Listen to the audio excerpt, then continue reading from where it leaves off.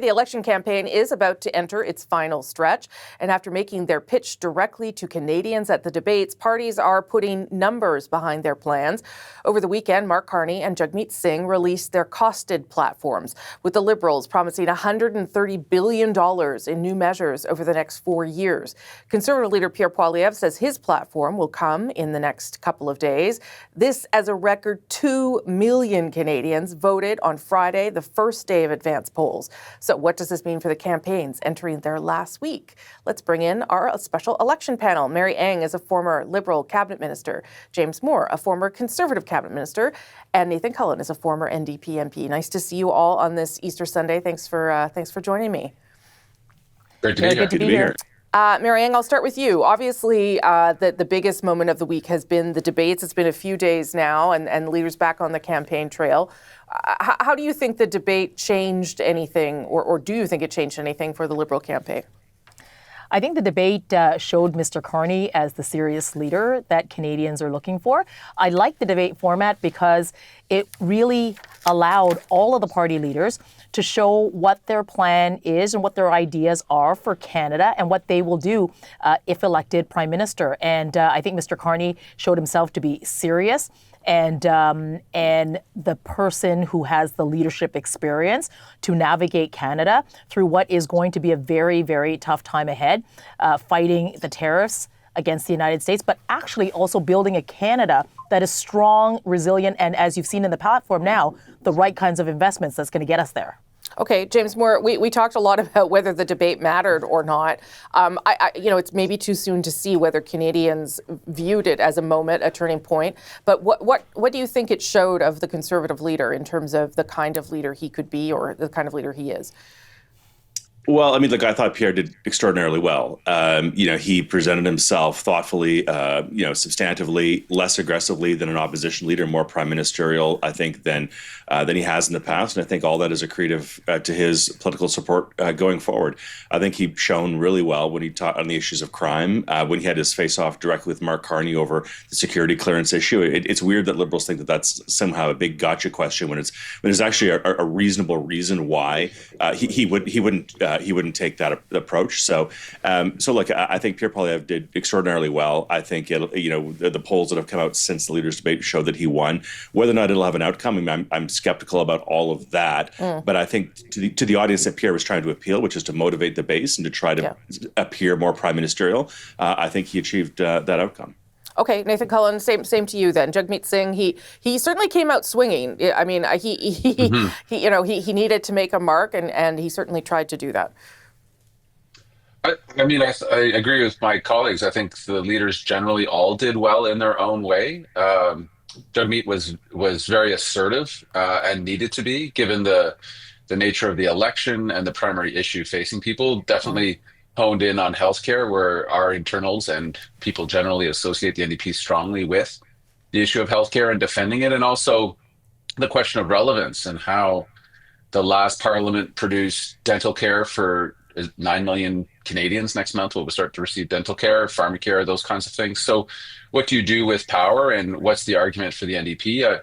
Mr. Carney was properly dignified / boring, which is, I think, the goal in a lot of ways when people are feeling what they're feeling these days. I agree with James that Pierre toned it down a bunch, fed enough of the so-called red meat to the base, probably, but didn't want to come off pugnacious. I think still relies a lot on the one-liners, the catchy phrases that got him where he is, but I don't know if it achieves the full prime ministerial stature that he's hoping for. But I think, and of course, by tradition, the Bloc kind of won the debate because they've got nothing to lose in the English debate. They always do very well, it seems, because they're so at ease.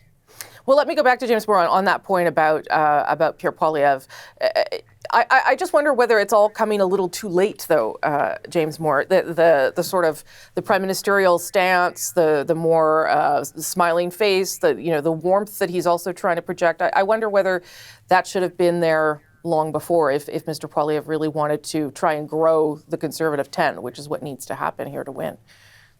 I mean, look, we'll see. The polls seem to be tightening. Who knows? But, being opposition leaders, as they say, is one of the toughest jobs in politics, because you go from being a prosecutor to trying to being a statesman. You go from being aggressive and assertive and pointing out the flaws and being, negative every day, to trying to be going from opposition to proposition, as they say. Yeah. And so, but I think Pierre has done that. And, when you're trying to push a ballot question that is about change, you also want to show a change in style, a change in perspective, a change in focus and emphasis, and that comes with its own risks. But I think overall, Pierre has run not just about the leaders' debate. I mean, this goes far beyond that.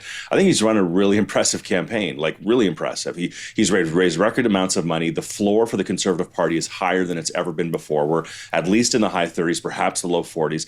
It's conceivable Pierre will get more votes than any conservative leader in the modern era, going back at least 40 years. And the base, I can tell you, is really motivated to support him and to support the party. I've been out there supporting, Conservatives, and where I used to be a member of Parliament. People that I know, people are really motivated and enthusiastic, not just about the opportunity for change, but about Pierre as a person. And yes, it is a little bit, as Nathan mentioned, about red meat to the base, but it's more than that. People are really, it's rare in this country to get 4 terms, and you have to really earn it. And you don't just get to swap out a leader and earn it. You have to really earn it. And Pierre, I think, has made a pretty aggressive case for himself. Okay, so Marianne, let me ask you about that then, because that is one of the areas where Pierre Poilievre went after Mr. Carney, the idea that that he does not, in fact, embody change, that the people around Mr. Carney are the same Liberals, that the people behind Mr. Carney, that the cabinet ministers are the same Liberals.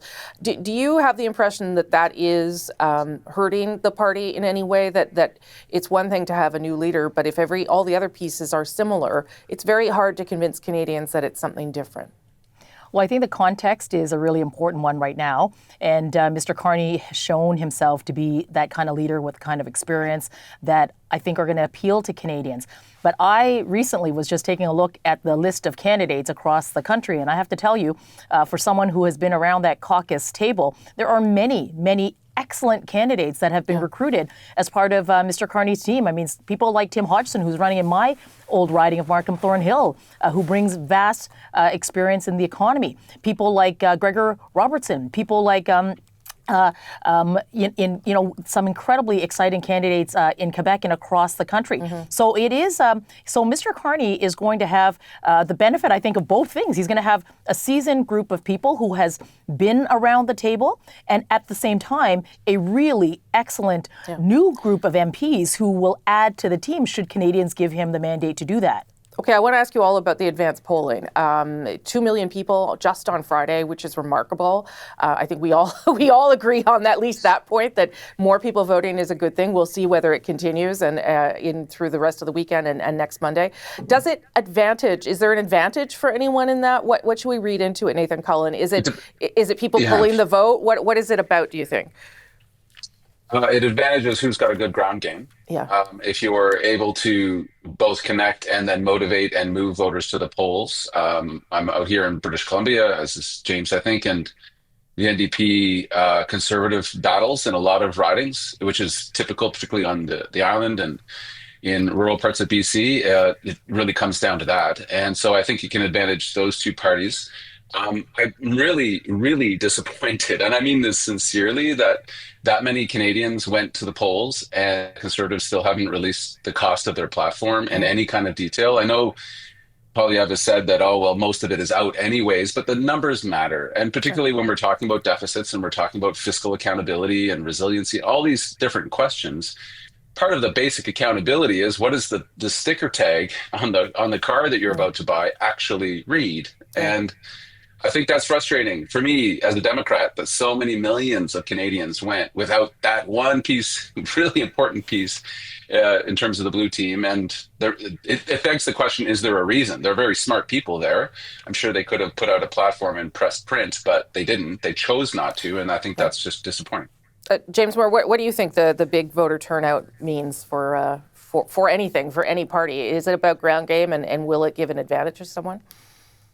I don't know. I mean, I don't know that there's a there's a confirmed thesis that there's agreement on. I voted yesterday in the advanced polls, and there's a couple was behind me. They were saying to each other, they go, "I just want to vote because I just want the election over, and for me now it's over." So the guy that I vote for, if they offend, he goes, if he offends me in the next week, there's nothing I can do about it. I voted, and so for me, I'm checked out, and I'm on to the hockey playoffs. I don't care. So I think there's actually some of that, right? Yeah, that's fair. But also I think, and also I think as you get older in life, Elections Canada did a study years ago where they said that if you vote the same way for the first 3 elections in your life, you consistently vote for the same party, the odds are something like 3 out of 4 out of 5 in your life that you will vote that way for the entirety of your life. And a lot of people are locked in that way, right? I mean, with rare consideration for unique circumstance or a leader or local candidate. So I think for a lot of people, they wanted to get out of the way. They decided early they liked or didn't like somebody. They wanted to get their vote in the bank. Start of a long weekend, they can not think about politics throughout the rest of the weekend and maybe shift onto hockey or shift onto turkey and ham. I don't know, but chocolate bunnies. Last word to you on that, Mary. Well, I think it's exciting to see that so many Canadians are coming out on advance poll weekend. If you're a campaign staffer working on campaigns, this is fantastic, and it has that additional value. I know that having been on my own campaign, it gives the team just that boost to keep doing that work for the last week and to get it to E-Day. Yeah. Okay, we'll leave it there. Mary Eng, James Moore, Nathan Cullen, thank you for your very frank talk. I always appreciate that. You are exactly in the same line as Justin Trudeau and the rest of the Liberal team that is now making up your cabinet. It may be difficult, Mr. Poilievre. You spent years running against Justin Trudeau on the carbon tax, and they're both gone, okay? They're both gone. You have to prove something, and you have to reveal what you own in those companies if you want people to believe you. I fought for childcare to make sure people could afford childcare. All measures that Mr. Poilievre voted against. All measures that Mr. Blanchet voted against. Just some of the exchanges during last week's debate where party leaders made their pitch right to voters. So did these debates reset momentum? What is the impact, if any, on the campaign this final week? Let's bring in our Sunday Scrum. Catherine Lévesque, a parliamentary reporter for the National Post. Catherine Cullen is the host of CBC Radio's The House. And Emma Graney is an energy reporter for the Globe and Mail in Calgary. Good to see everyone again. I feel like the debates were 2 weeks ago, but that may just be because I'm old.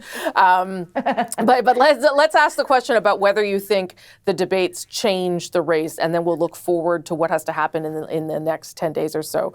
Emma Graney, I'll start with you. Just because you're watching from far outside the Ottawa bubble, do you think that it changed anything materially? No, to be honest, I'm not sure the debates ever change anything materially for the broader voter base. I do think they were interesting to watch, so I had fun. I mean, I genuinely laughed a bit. I was like, yelling at my TV a bit. It was interesting that Poilievre and Carney wore the same suit. They look like two little guys just going at it. But I'm not sure how much debates really change it at this point. I mean, it's true they happened just before advanced polling, which we're seeing record numbers of people turning out to right now. But at the end of the day, who watches these debates? Is it political watchers, journalists, and people who are already decided? I think probably that's the most part. And it wasn't as though there were so many promises and things we hadn't already heard of that came up in this debate to really, I think, change people's minds. I haven't seen the ratings yet. We should go and look. But generally, they are very well watched, I will say. Very, very broadly watched across the country on various platforms. So it may have impacted people's vote. Catherine Cullen, I would imagine, though, that it could have really killed momentum is what it could have done. I don't think it changed anything from that perspective. What did you make of whether it did change people's minds? Yeah, I mean, I would say there's nothing in there, Rosie, that shows us that this was going to lead to an obvious sea change. I think particularly with the main parties and really with all the parties, they seem to feel relatively good about their performance. The Conservatives in particular, perhaps feeling a little bit more optimistic this week. They liked what Pierre Poilievre did in terms of seeming, he was clearly trying to project as someone who could be prime minister, and some of the harder edges were kept at bay. I think they're also quite happy that so much of the discussion was about domestic issues and a little bit less time spent on Donald Trump, who is, of course, ultimately a domestic issue, yes. At the same time, Mark Carney was the one who was being attacked on 3 different sides, and his task was fundamentally not to let that get to him, to keep his cool. And he did that Jagmeet Singh trying to get himself into the discussion. I did think there was a lot of substantial policy discussion there. It's true that a lot of this was already known by people who watch closely, but that is not the majority of Canadians. And there were meaningful debates on issues like crime and pipelines that may help people make up their minds. Yeah, if you weren't tuning in to the election in any significant way, you got a good sense of where people stood on some big issues. Catherine Lévesque, did you think that it will affect the polls, will affect people's choices? What did you make of it? I think, if anything, it really solidified, I think, every partisan's idea of what their leader was like. I think it was a good debate overall for all leaders, Jagmeet Singh and Yves-François Blanchet were feisty. I mean, I think they were they're fighting for their own party. Yeah. I think they showed that they still had that fire in their bellies. Mr. Carney did not make any mistakes, and he was able to make the argument that he is not Justin Trudeau. So I think the Liberal team is also very happy with his performance. And Pierre Poilievre, I think, if anything, he had the biggest change. He really seemed quite emotional. His hard edges were off. He really made an emotional plea to voters. And so we really saw a different Pierre Poilievre that day. And frankly, I think a Pierre Poilievre that probably we should have seen a long time ago. Yeah, I don't know if that will change anything. I think it was a good debate overall. I think really, we had the chance to hear them on a whole of different issues. And frankly, I think compared to the last two elections, I mean, the moderator did not make the news. So, I think that's really what the Bloc was hoping to have, some sort of anti-Quebec question or, a question that was seen as such. And unfortunately for Mr. Blanchet, that's not what he had. So, he'll have to fight hard to try to get all his seats back in Quebec. Okay, so let's just talk about what the last week is going to look like and what kinds of things people should be watching. Part of it is where people go, the Conservatives and the NDP in BC today, the Liberals in Ontario. What are you going to be watching for in this last week, Emma? And what do these regions tell you about what the parties are thinking? Yeah, I mean, the big battleground is the Toronto, isn't it? It's Greater Toronto area. It always seems to be the big battleground, but, Conservatives are going to have to pick up some seats there if they do want to form government. That goes without saying. Liberals are going to want to have to also, given how poorly they performed in a whole bunch of by-elections that we've just had, they're really going to have to up the ante, and they're going to want to see those seats won as well, because that's really where you get to get those seats and you get to form government. I mean, out here in Alberta, you're probably, I'm not going to say it's a lost cause, but it is certainly a Conservative stronghold, same as Saskatchewan next door. So you're probably not going to see as much out here, obviously. But I think we can see a lot of stuff coming into Toronto, focusing on Ontario in those final days to really get the vote out and really just convince people this is for us. You please vote for us, for the love of God. And that'll be from all parties. Yeah. Catherine Cullen, what are you going to be watching for? I've got a great idea for a new game. Rosie, anybody who has leftover Easter chocolate, you just take it out every time someone says vote Rich Ontario in the next week. You'll fly through it. You'll fly through it. Not just the Greater Toronto area, but Southwestern Ontario as well. I think one thing we want to watch for, does Donald Trump insert himself, not necessarily purposely, but into the Canadian election campaign, right? If he makes a movement this week, I do think that's going to affect people's votes. And I think you want to look at the final message from all the leaders. For Mark Carney, it's, I have a vision, I have a plan. He's trying to put a positive spin on that about what Canadians can do for themselves. Yeah. For Pierre Poilievre, it is about making a case for change, making this election about more than Donald Trump. For Jagmeet Singh, it is convincing people that they can feel comfortable voting for the NDP, even knowing they are highly unlikely to form government. And for Yves-François Blanchet, the classic for the Bloc, right, is convincing people that a vote for the Bloc is in the best interests of Quebec, that they are uniquely positioned to protect Quebec's interest, even in this time of tension between Canada and the United States. Okay, Catherine Lévesque, about a minute to you. Okay, I think, for the NDP, for the Conservatives, I think we'll see, they're in BC today. I think they'll spend a lot of time this week in the GTA, the Greater Toronto area. For the Liberals, I'm told they're going east to west, so they're crossing the country. And what I'll be looking for is Mark Carney's message. Already yesterday in Peterborough, he was saying he was asking for a strong mandate. That means that they have the wind in their sails. They are very confident about maybe forming a majority government. So we'll see see if that message continues throughout the week. Obviously, all parties will have an idea of where their numbers are after the advance polls close. Thank you for spending part of your Easter Sunday with me. I do hope that there's chocolate involved in the rest of your day. Catherine Cullen has a plan for hers. Thank you all so much. Appreciate it. Thank you. Thanks. Have a Have a good Sunday. everyone.